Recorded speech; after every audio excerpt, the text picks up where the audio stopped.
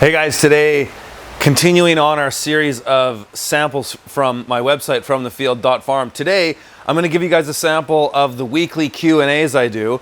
This one is about a 16-minute clip that's from around a 1.5 hour long Q&A session. I do these every single week, and I actually do them in a podcast version now, but since YouTube is a video platform, I figured I'd give you one of the earlier ones where I did it in video, but they're all just audio now.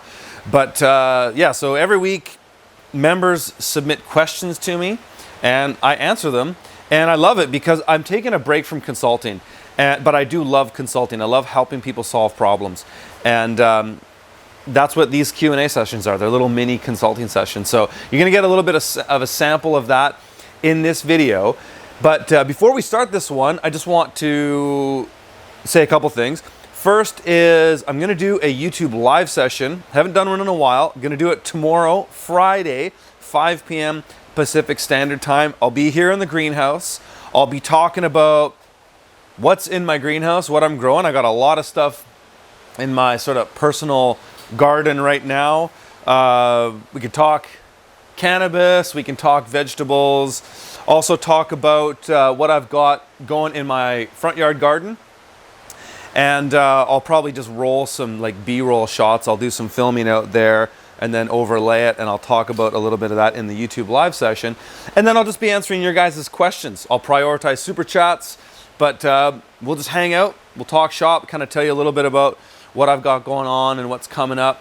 And yeah, that's it. So join me tomorrow, 5 p.m. Pacific Standard Time. That's Friday, April 19th, right here on YouTube. And we'll hang out and we'll chat. And then that is going to be the last day of registrations for fromthefield.farm, and that cutoff is going to be Friday at midnight. So tomorrow at midnight is the cutoff. Come and hang out, YouTube Live. If you like what we're doing with the Q&As and the kind of content you've seen over the last couple weeks, join us. It's an awesome community. There's a forum in there. People are engaged, asking good questions, having really, really rich content-related conversations. So hope to see some of you guys tomorrow, and enjoy this video.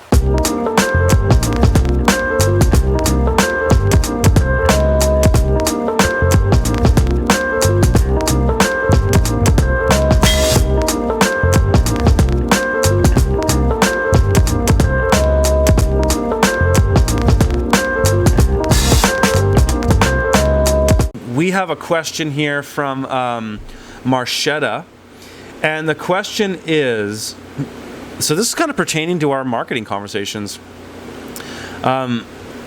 Excuse me. I agree with the U-shaped outward not being a good concept. So we're talking about our farmers market booth here, and in our marketing, in our farmers market video, I was talking about how some people put a U-shaped tables on the inside of the market booth, which kind of creates blockage because it's not it's something that a lot of people can't see. And so they're asking here, what are your thoughts on doing a U-shape in the other way around? So the table in front and the table on each side of you. My market has frontage limits and there's bigger cost of being there. So it's an interesting concept. So yeah, you'd have a reverse U, where the U would be facing you and you would be standing in the center of it. And so if you did that on a 10 by 10 tent, you would really have to consolidate it. So I'm just thinking about this in real time. I basically get these questions and then I just copy them into an Evernote document and then I go for it on the cuff as we do these videos. So that would mean that you would have to shrink it down quite a bit, because you would have to have at least, I mean, if you're tent to tent in your market, you would have to have at least 3 feet on each side, meaning that you would have that inner table would have to be 6 feet, and then from there, you know, those could be 10 feet. So it's an interesting idea. My main concern there is that as people walk by your frontage, they're not going to see all your product. They're going to see it as maybe as the angle changes as they go throughout the front. I would say just try it. Just try it and let me know, because I would be really curious to see how that works for you. I think it's a neat idea in principle. It's just how it comes out in practicality is really anybody's guess. But my main concern is that you're limiting the visible frontage, because your front table that's facing the aisle, it's only gonna have to be 6 feet long, and then you've got these two ones on the side, and so it depends on how much your neighbors have their booths stacked up is going to determine what a person can see when they walk by. And sometimes you're really leveraging that frontage so that people can see the stuff. So that would be my concern there. I think it's a cool idea. I think you should just try it, and I would love if you would take some photos of it and let me know how it goes, because I think many people here would also be interested in that. So that's a cool question, Marchetta. Thanks for asking. And now we're going to run into Ivan's question. So here's Ivan's question. Hi, Curtis. My question is, how far would you advise someone to go in order to instruct customers on how to extend the shelf life of their product you sold to them? And how careful should someone be when instructing their customers to avoid giving unwanted lectures in the time of purchase, regarding, for instance, that many people are first time being introduced to some of the product, or the customers in general are not well educated in storing and handling products that somebody sells. And especially if the customer came back with a complaint that you think is probably due to their lack of knowledge about sorting and handling. Yeah, been there. Would you make a remark on how to store something better next time while applying the rule the customer's always right? Yes. And would you think about writing, storing and handling information on the packaging? This question obviously comes from watching the latest video about marketing, and I really liked and appreciate you doing. All the best. Thanks, Ivan. That's an interesting question. There's a lot there. I would say, like, no, don't put it on the packaging.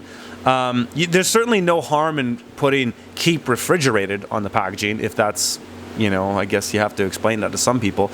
I find at farmers markets, all this stuff kind of comes verbally. And you really just have to spell things out for people. Even going back a little bit in your question here, there's a lot to be said about how you can, as the marketeer or as the farmer, how you can store stuff better at your market. And this might be another video for another time, but certainly, like, and you know what? I probably did a YouTube video on this if you search that on my YouTube channel, but you can store greens in coolers and all that. But when I'm selling at the market in the summer and people are buying stuff, I'm saying to them, make sure you get that into a cool, dark place right away. Make sure a lot of people at my market are real keeners, and when they're shopping, they're pulling around a little cooler on wheels, and they're putting the product in there right away. And so I find I don't have to tell people this that often. But there are times I do, if they're new customers and I can see that they've got a basket that's like open-ended and those greens are going to get sunlight on them, I say, hey, make sure that those get covered and get into somewhere cool right away, because greens, if there's a lot of heat on them or they're in direct light, they're not going to last long. So I definitely verbalize that as best as I can all the time.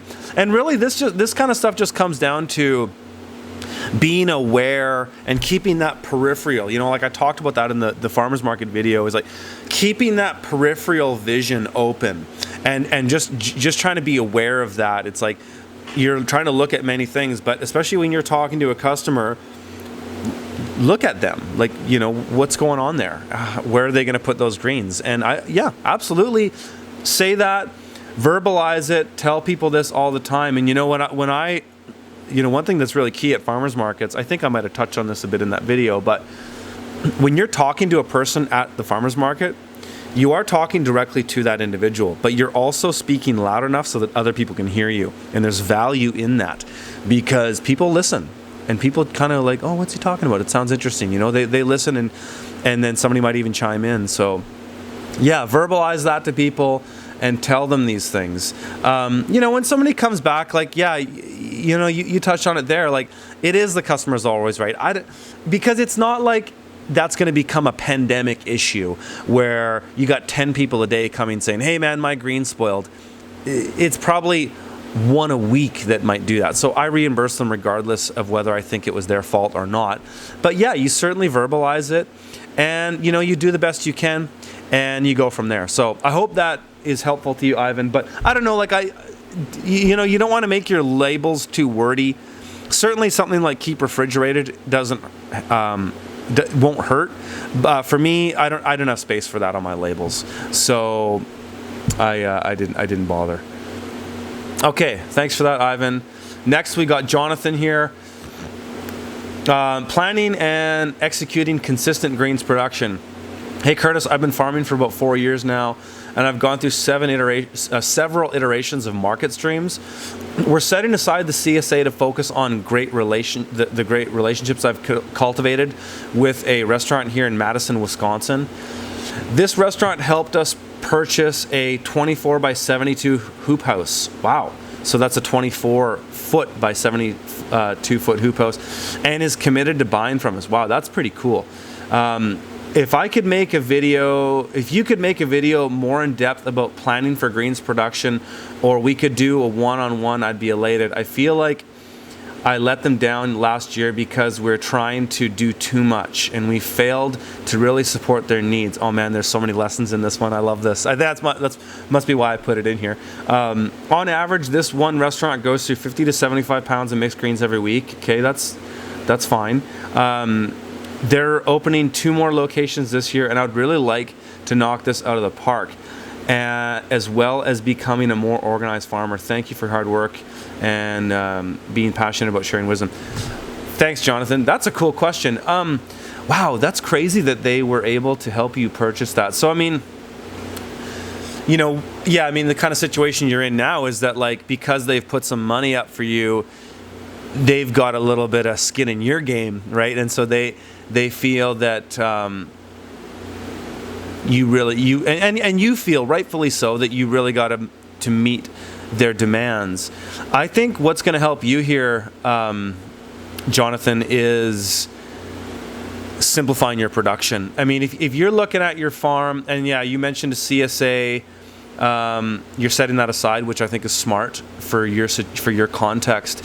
I mean, man, if you got one customer that's buying up to 75 pounds of greens a week, that's awesome. And if they're looking at 2 more locations and you think that there's going to be some success there, I mean, geez, it could be likely that this year or the next year you're moving 150 pounds or more of greens of them a week.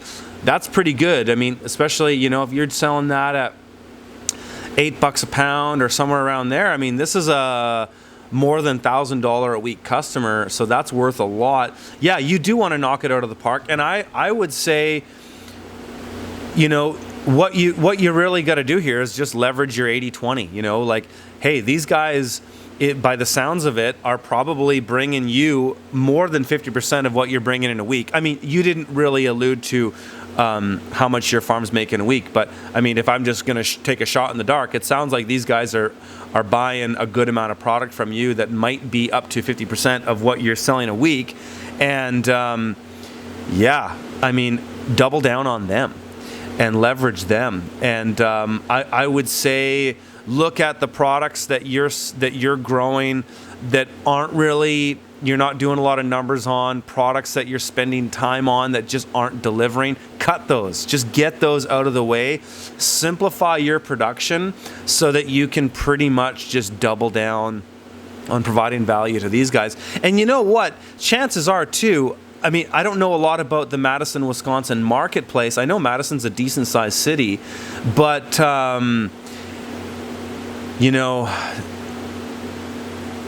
yeah, you'll probably have more market for greens in general. So that's my, I mean, I'm making that assumption. You tell me what you think, but I would say if you're willing to double down on growing greens for these guys, I bet you're going to find other places to sell those greens too.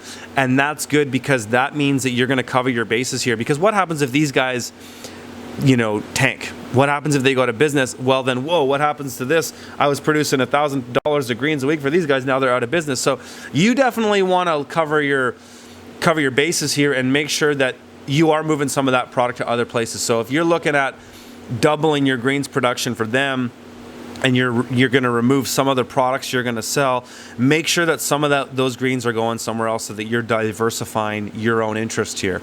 I would say that's really something to consider. But I think what you really got to do here, Jonathan, is simplify your crops and just go with what you it sounds like you get what I'm talking about. I mean, you're alluding to a lot of this in your email. Go with your gut here. Grow more greens. You know what, too? Simplify your salad mix, too. When we talk about, in the next marketing video where I get into retail markets, I kind of touch on my salad mixes there and how I simplified my salad mixes, and that made things a lot easier. You might find, hey, like, I don't know how complicated your mixes are, but you might go, hey, well, I'm doing 8 different greens in these salad mixes. Maybe I don't need to do 8. Maybe I can just do it as a Salanova mix where you get 4 types of Salanova and that's it. No mustard greens, no beet greens, no arugula in the mix. I mean, given that your customer is going to want that, but if they are and they like that product, simplifying that product as being one of your main products is going to simplify things on your production end. And I think that's going to deliver a lot more value to you by keeping things simple on your farm, but also deliver a lot more value to them because you'll be able to be more consistent with it. And that's one of the things that I've found is challenging as growing greens for as long as I have over the years, is that the more complicated you make your salad mix, the more complicated it is to be consistent with it. So if you can simplify things, especially if it's going to be okay for your customer, that's going to trim things out on your production and make it way easier for you to be consistent. So go with your gut here, focus in on that, and just, yeah, simplify your farm, simplify your production, and it's going to make a lot of things easier for you too. I mean, hey, another thing too, I'm not, you know, in this website, I'm not here to sell you guys stuff, but, you know, the paper pot transplanter is a game-changing product or technology. And if you're not using the paper pot and you're doing that many greens, you know, it could really simplify your Salanova production because you can get it in the ground quicker, and then less time transplanting.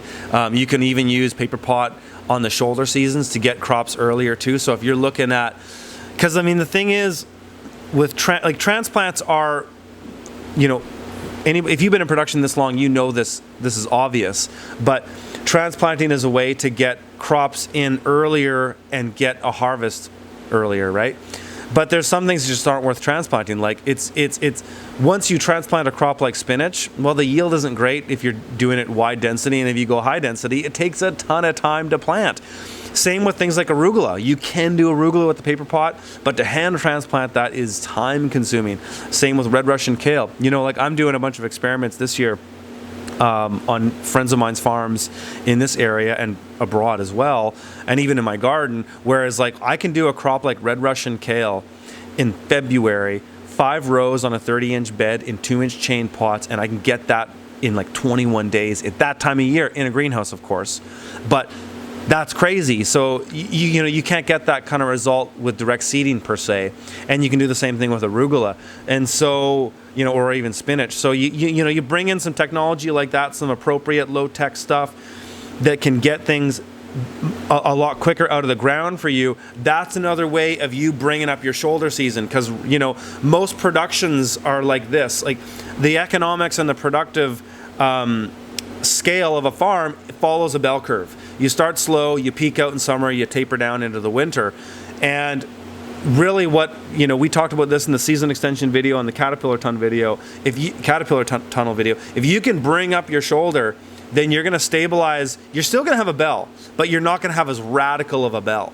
And that's going to deliver you more consistent production for your customers. And I think that's going to be a big winning thing to you. So if you already have a paper pot, then you'll disregard that. But I think other people might find value in that thought there. So yeah, those are my thoughts there, Jonathan. That's a great question, man, and I wish you the best of luck with that, because I think if you can dial that in, you'll really crush it this season. Because if you're already doing those kinds of numbers with production to one customer, man, I mean, you might find another restaurant or two in the Madison area that wants that kind of thing too, and you'll be doing really well with greens. So great question.